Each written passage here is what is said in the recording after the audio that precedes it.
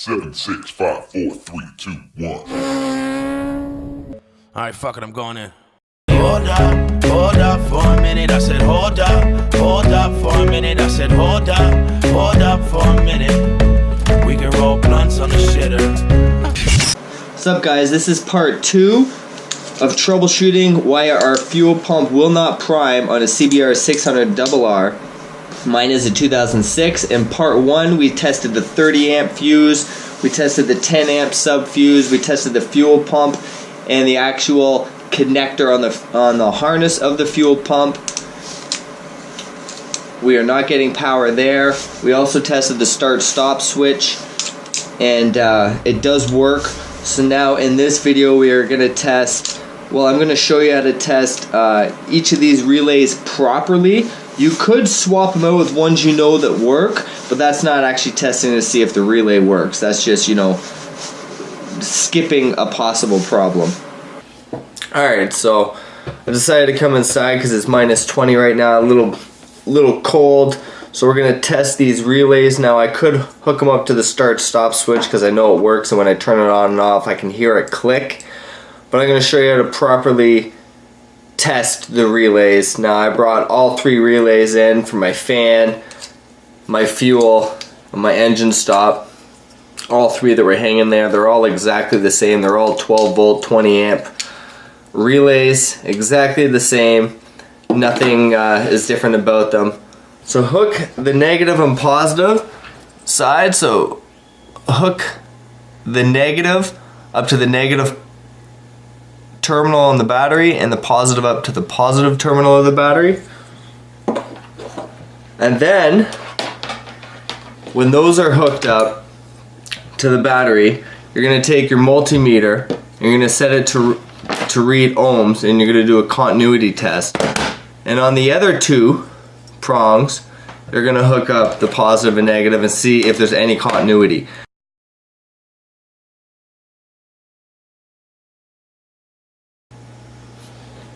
So here we go, we're going to test it. Alright, so with the battery hooked up to the relay, like I showed you, I can tell right there that this relay works. With the 12 volt battery hooked up, I have a continuity. When I take this off, you hear that click? That's also an indicator that the relay works. But you never know, it could click and maybe there's something wrong inside, and it doesn't. So you do the exact same thing for each relay, and if they all click and have continuity, they all work, you're all good to go. Now let's go continue these tests. We're going to take off the engine start-stop relay. Right, there are 4 wires. I have these pre-labeled, there are 4 wires.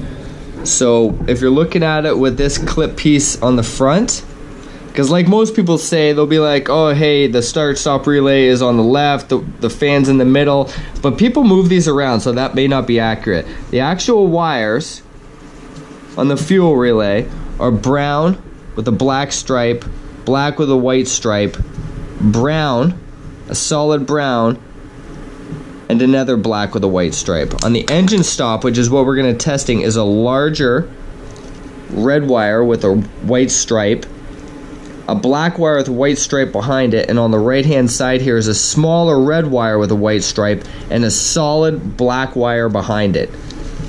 These are the 2 we're going to test. The red wire with the white stripe is negative, and the solid black wire behind it is positive. That is what we are going to test. What we're going to do is make sure you got your multimeter set to reading volts. You're going to turn your ignition on. You're just going to pull this relay off. We don't need that relay for the engine stop relay. And you're going to find, with the clip part on your thumb, because it's easier to do it that way, on the right hand side you're going to see a solid black wire on the back and a smaller red wire with a white stripe in front of it. Like I said, the red and white wire is negative, and the solid black that is behind it is positive. So what we are going to do is test that to see if we have any volts. It should be reading anywhere between 11.5 to 12.5 volts. We're gonna stick the negative, the red and white, and this one here. Make sure your ignition is on, and 11.72 volts, so we know we got power.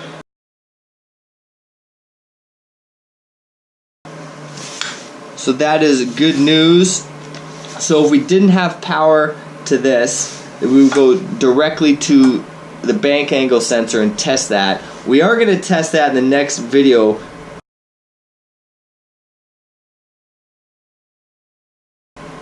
Even though we did get power out of here, because now what we have to do is jump this and we got to test the ECU or ECM, however you want to fucking word it. So we're going to go ahead and test that. So I am going to show you everything you need to do that.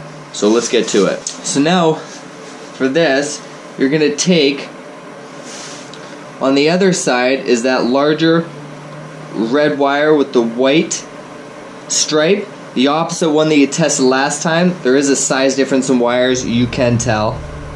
And then the black and white wire that is directly behind it, so they are to the left. You're just going to want to have a wire like this.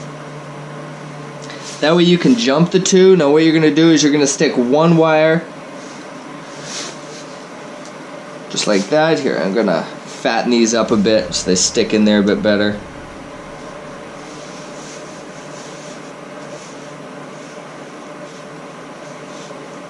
One in there, and now you're going to want it just like that, with the larger red and white wire and the black wire with the white stripe behind it. Sorry if that's not focusing too much, because you tested these two wires with the multimeter. Now what we're doing is jumping this one,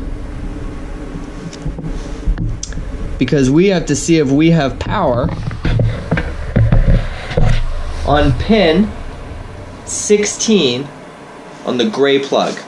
So we're going to do that. You're going to want to keep your ignition off for now. Make sure you got the jumper wire in there nice and good. Now we're going to test the ECU.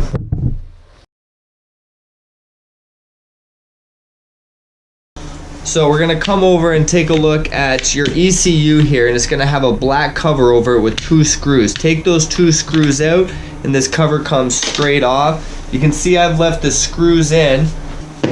ECU just sits in there right there. You can tell it's plugged in. It's got a black plug and a light gray plug. You have your engine relay connector switch jumped. You got your ignition off. Your engine start stop switch, make sure that is in the run position. Now what we're going to do is we're going to take the ECU and unplug it. Now these are really simple. You just take like the gray levers there on them, just flip them up, and the ECU pulls right out of the plug. Now set it somewhere where it's not going to get all fucked up. Alright. So what we are going to do is you want to make sure you got your multimeter and it's set to reading volts. Turn it on, and with the lever part of the clip facing up, we want to test pin B16, which is this one here. This one right here. So when it's plugged in like this, pin 16, it goes 1 to 16.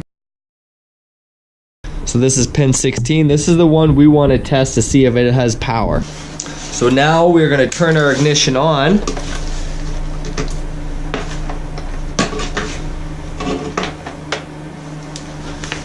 And what you're going to do is take the negative wire on your multimeter, ground it out, and you're going to take the positive and you're going to stick it in pin 16,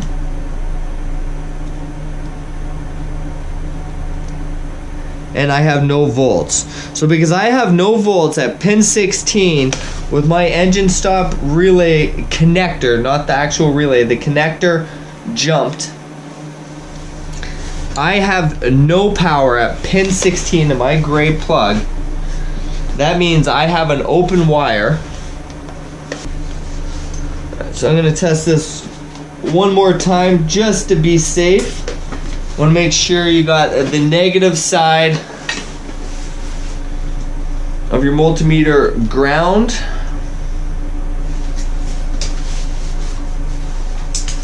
Make sure your multimeter is on, ignition is on, engine stop switch is in run position, and we have our fuel relay connector jumped as I showed you before. Now we're going to test pin 16, which is this pin right there.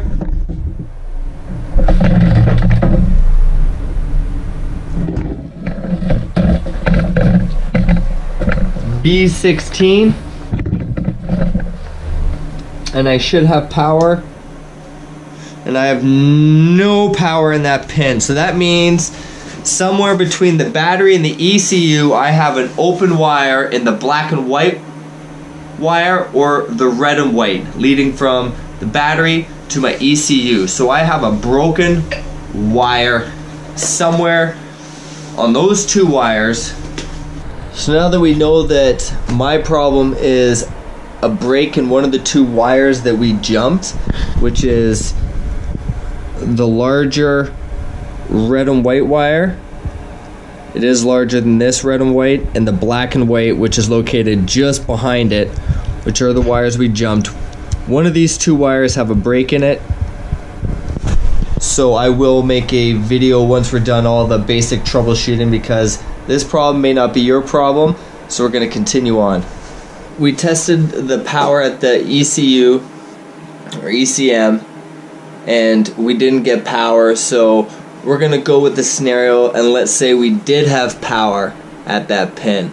Now we're gonna check the ground of the ECM. So we want to check pin number 4 and pin number 18, which is, now have your multimeter set up, have it to reading ohms, so we're gonna check the continuity. You can hook the negative part of your multimeter up to the negative terminal of your battery. Make sure your ignition's off. Hopefully you have a ground on A4 and A18 on that black connector, and hopefully you have power. So like it was mentioned earlier, part 3 of this video is going to be troubleshooting the bank angle sensor, based off the idea that we didn't get power at the engine stop connector that we did earlier in this video around, I believe, the 5-minute mark. If you want to rewind to get a refresher of what I'm talking about, it's around the 5-minute mark. I'm going to show you how to take off the front cowl, the whole nose and stuff, take that off, and we're going to test the bank angle sensor based off the premise that we didn't get power at that part. So thank you for watching. Don't forget to smash that like and subscribe, and check out part 3, because if we haven't found your problem yet, we will. Peace!